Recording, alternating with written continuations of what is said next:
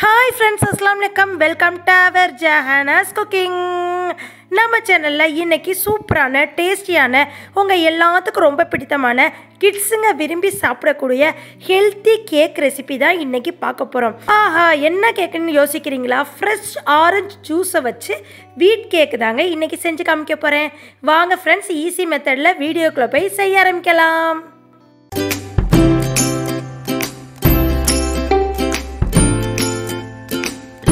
அதுக்கு தேவையான இன்க்ரீடியன்ட்ஸ் எடுத்து வச்சுருக்கேன். ஃப்ரெஷ் ஜூஸுக்கு ஒரு பழம் ஆரஞ்சு எடுத்து வச்சுருக்கேங்க. நெக்ஸ்ட்டு வந்து நான் பீட்டரில் தான் பீட் பண்ணுறேன். அப்படி இல்லாட்டி நீங்கள் விஸ்கலோட பீட் பண்ணிக்கலாம். அப்புறம் அந்த ஆரஞ்சு ஜூஸை வந்து புளியறதுக்கு நான் ஜூஸரையும் எடுத்து வச்சுருக்கேன். இதில் புளிஞ்சு தான் நம்ம ஃப்ரெஷ்ஷாக பண்ணலாம், இல்லாட்டி நீங்கள் கட் பண்ணியும் கையிலே புளிஞ்சுக்கிடலாம். அப்புறம் ஒரு கப்பு வீட் மாவுங்க, மைதா மாவு கிடையாது, கோதுமை மாவு. அரை கப்பு வந்து சுகர் எடுத்திருக்கேன். நீங்கள் இதுக்கு பதிலாக நாட்டு சக்கரை எடுத்துக்கலாம்.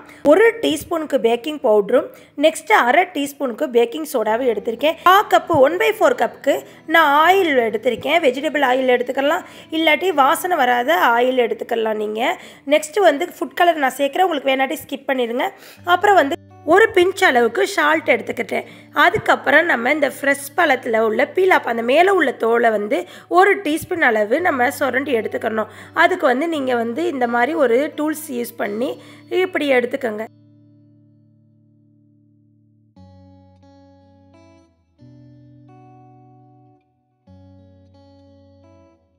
நெக்ஸ்ட்டு வந்து நம்ம அந்த ஃப்ரெஷ் ஆரஞ்சு ஜூஸ் எடுத்துக்குவோம். அதுக்கு வந்து இந்த மாதிரி ஜூஸர் உங்கள்கிட்ட எது இருந்தாலும் எடுத்துக்கோங்க, இல்லை நீங்கள் கையில் நீங்கள் புழிஞ்சு எடுத்துக்கலாம். நான் வந்து இந்த ஜூஸரில் ஜூஸ் எடுத்துக்கிறேன்.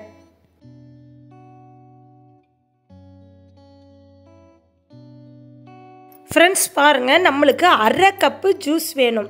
அரை கப்புக்கு கொஞ்சம் குறைவாக இருந்துச்சுன்னா இன்னொரு பழவோடு நீங்கள் யூஸ் பண்ணிக்கலாம். எனக்கு பாருங்கள் கரெக்டாக வந்துடுச்சு. லைட்டாக கொஞ்சோண்டு தண்ணி மட்டும் லைட்டாக ஒரு பிஞ்சு கொஞ்சோன்னு ஒரு 2 சொட்டு ஊற்றி நான் ஊற்றிக்கிட்டேன். இப்போ ஒரு பவுல் எடுத்துக்கோங்க. இது இல்லாட்டி டிரான்ஸ்பரண்ட் கண்ணாடி பவுல் எடுத்துக்கிட்டு அதில் 2 முட்டை, அப்புறம் சுகர் எல்லாம் போட்டு பீட் பண்ணிக்கலாம். ஃப்ரெண்ட்ஸ் பாருங்கள், இப்போ முட்டை வந்து 2 உடச்சி ஊற்றிருக்கேன். நெக்ஸ்ட்டு வந்து சுகர் வந்து அரை கப்பு எடுத்து வச்சுருக்கேன். உங்களுக்கு இந்த சுகர் கரெக்டாக இருக்கும். அதில் வந்து ஜூஸில் புளிப்பும் சுகருமே இருக்கும். உங்களுக்கு சப்போஸ் இந்த சுகர் பத்தலாட்டி இதோட கொஞ்சம் 1/4 கப்புக்கு நீங்கள் தனியாக சுகர் ஆட் பண்ணிக்கலாம். இப்போ ஒரு டீஸ்பூனுக்கு நான் வந்து அந்த பீலாப் பண்ணி வச்சுருக்கோம்ல அதை சேர்த்துக்கிட்டேன். நெக்ஸ்ட்டு வந்து நம்ம சுகர் சேர்த்துக்கிட்டாச்சு. இதை நம்ம நல்லா 3லேருந்து 4 செகண்டுக்கு பீட் பண்ணிக்குவோம். ஸ்பீடு வந்து 2 இல்லை 3ல் வச்சு பீட் பண்ணிக்கோங்க. நல்ல ஒரு பஃபினஸ் கிடைக்கும். அது வரையும் பீட் பண்ணிக்கிட்டு அதுக்கப்புறம் நம்ம ஆயில் சேர்த்துக்குவோம். ஃப்ரெண்ட்ஸ் பாருங்கள், இப்போ நல்லா பீட் பண்ணியாச்சு 3லேருந்து 4 செகண்டுக்கு. இப்போ நல்ல கலர் சேஞ்ச் ஆகிடுச்சு, உங்களுக்கே தெரியும் பார்க்குறப்ப. என்னடா கொஞ்சம் டார்க் ஆரஞ்சு கலர் எதுக்கு வந்திருக்குன்னா, அந்த ஆரஞ்சோட பீலா போட்டோம்ல, மேலே உள்ள தோல் ஸ்கின்லாம் எடுத்து போட்டதில் வந்திருக்கு. ஃப்ரெண்ட்ஸ் பாருங்கள், நல்லா பீட் கொடுத்துக்கோங்க. இப்போ பீட் கொடுத்ததுக்கு அப்புறம் உங்களுக்கு நல்ல ஒரு கலர் சேஞ்ச் ஆகி க்ரீமி பதத்துக்கு வந்துருச்சு. இப்போ நம்ம 1/4 கப்பு ஆயில் சேர்த்துக்குவோம். இப்போ ஆயில் சேர்த்ததுக்கப்புறம் மறுபடியும் 2லேருந்து 3 செகண்டுக்கு பீட் கொடுத்துக்குவோம். நல்லா இன்னும் க்ரீமி பதமாக அப்படியே நுரையாக இருக்கும். அப்போ நம்மளுக்கு கரெக்டான பக்குவம். இப்போ நம்ம பீட்டரை ஆஃப் பண்ணிவிட்டு நெக்ஸ்ட்டு அந்த ஹூக்கெல்லாம் ரிமூவ் பண்ணிவிட்டு நம்மளுக்கு இப்போ ட்ரையான இன்க்ரீடியன்ஸ்லாம் சேர்க்க போகிறோம். கோதுமை மாவு, நெக்ஸ்ட்டு வந்து பேக்கிங் பவுட்ரு, பேக்கிங் சோடா, அப்புறம் பிஞ்சு சால்ட்டு சேர்க்க போகிறோம். அப்போ வந்து ஒரு சல்லடையில் சலிச்சு சேர்க்கணும் ஃப்ரெண்ட். இந்த ப்ராசஸ்லாம் ஸ்டார்ட் பண்ணுறதுக்கு முன்னாடி நம்ம ஓடிஜியை ஒரு 10 மினிட்ஸுக்கு ப்ரீ ஹீட் பண்ணி வச்சுக்குவோம். ராடு வந்து 2மே ஆனில் இருக்கணுங்க. நெக்ஸ்ட்டு வந்து ஹீட் வந்து 2 பக்கெட்டு வர்ற மாதிரி. அப்புறம் வந்து நம்ம வந்து ஓடிஜியை 10 நிமிஷத்துக்கு டைம் செட் பண்ணதுக்கப்புறம் எல்லாத்தையும் ஒரு சல்லடையில் கொட்டிட்டு அதை வந்து சலிச்சுக்குவோம்.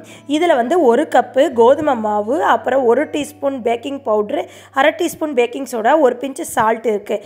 எல்லாத்தையும் சலிச்சுக்குவோம் ஃப்ரெண்ட்ஸ். ஃப்ரெண்ட்ஸ் பாருங்கள், இந்த மாதிரி சலிச்சதுக்கப்புறம் ஸ்பெக்டுலா கரண்டி தான் இனிமேல் யூஸ் பண்ணணும். அதை எடுத்து நம்ம ஒரு பக்கெட்டே வர்ற மாதிரி இந்த மாதிரி மிக்ஸ் கொடுத்துக்கோங்க. நெக்ஸ்ட்டு வந்து நம்ம அரை கப்பு நம்ம ஜூஸ் ஃப்ரெஷ் ஜூஸ் எடுத்து வச்சுருந்தோம்ல அதை நம்ம சேர்த்து மிக்ஸ் கொடுத்துக்குவோம். மிக்ஸ் கொடுத்ததுக்கப்புறம் இந்த மாதிரி வரும். இதுக்கப்புறம் உங்களுக்கு வேணுண்டா ஒரு ட்ராப் வந்து ஆரஞ்சு எசன்ஸ் சேர்த்துக்கலாம். அப்படி இல்லாட்டி உங்களுக்கு வேணுன்னா சேர்த்துக்கலாம், இல்லாட்டி ஸ்கிப் பண்ணிடுங்க. நான் இங்கே வந்து ஒரு ட்ராப் சேர்த்து நல்லா மிக்ஸ் கொடுத்துக்கிட்டேன். கொஞ்சம் ஆரஞ்சு கலர் வந்து நம்மளுக்கு நல்லாவே கிடைக்குன்றக்காண்டி. ஃப்ரெண்ட்ஸ் பாருங்கள், இந்த மாதிரி எல்லா ப்ராசஸரும் முடிஞ்சிருச்சு. 10 நிமிஷத்துக்கு ப்ரீ ஹீட்டும் ஆகிக்கிட்டு இருக்கு.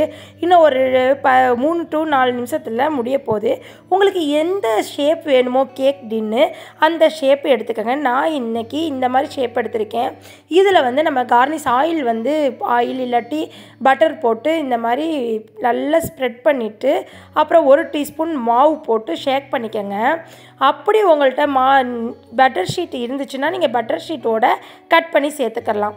ஃப்ரெண்ட்ஸ் பாருங்கள், இந்த மாதிரி ஷேக் பண்ணிக்கிட்டேன். இப்போ நம்மளுக்கு கேக் பேன் ரெடி ஆயிருச்சு.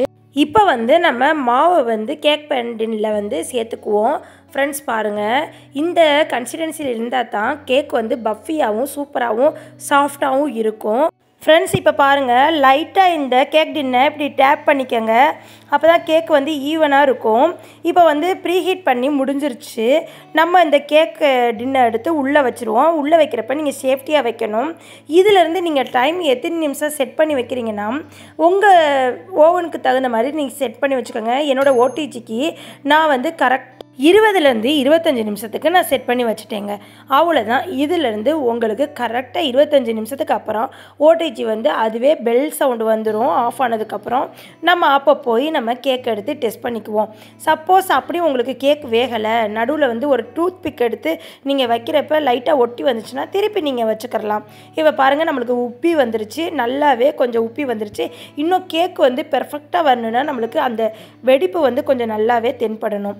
இப்போ நான் ஃபஸ்ட்டு வந்து ஓப்பன் பண்ணி நான் பார்க்குறேன். லைட்டாக வந்து அது வேகாமல் இருக்குது. அதனால நான் மறுபடியுமே உள்ளே வச்சு அங்கிட்டு ஒரு 5 நிமிஷம் மட்டும் செட் பண்ணி மறுபடியும் நான் எடுத்தேன். இப்போ எனக்கு வந்து இந்த கேக் வேகிறதுக்கு 30 மினிட்ஸ் ஆச்சு. ஃபஸ்ட்டு 20லேருந்து 25 வச்சுருந்தேன். இப்போ ஒரு 5 நிமிஷம் 30 மினிட்ஸ்க்கு அப்புறம் இந்த கேக்கை எடுத்தாச்சுங்க. ஃப்ரெண்ட்ஸ், நல்ல வீடே கமண்டு ஆரஞ்சு ஃப்ளேவரில் மணங்க. இப்போ உங்களுக்கு மறுபடி எடுத்து டெஸ்ட் பண்ணி பார்த்தா நல்லா ஒட்டாமல் சூப்பர் சாஃப்டாக நம்மளுக்கு கிடச்சிருக்கு. என்னடா இந்த வெடிப்பாக இருக்குன்னு பார்க்குறீங்களா? பெர்ஃபெக்ட் கேக்குனாலே லைட்டாக இந்த மாதிரி வெடிச்சு தான் வரும்.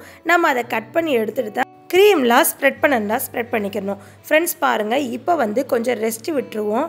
ஒரு 10 நிமிஷம் இல்லை ஒரு 5 நிமிஷம் ஆறட்டும். ஆறுனதுக்கப்புறம் ஒரு கத்தியோ இல்லாட்டி இந்த மாதிரி ஒரு எடுத்து லைட்டாக அந்த கேக் இந்த மாதிரி லைட்டாக செஞ்சுக்கோங்க.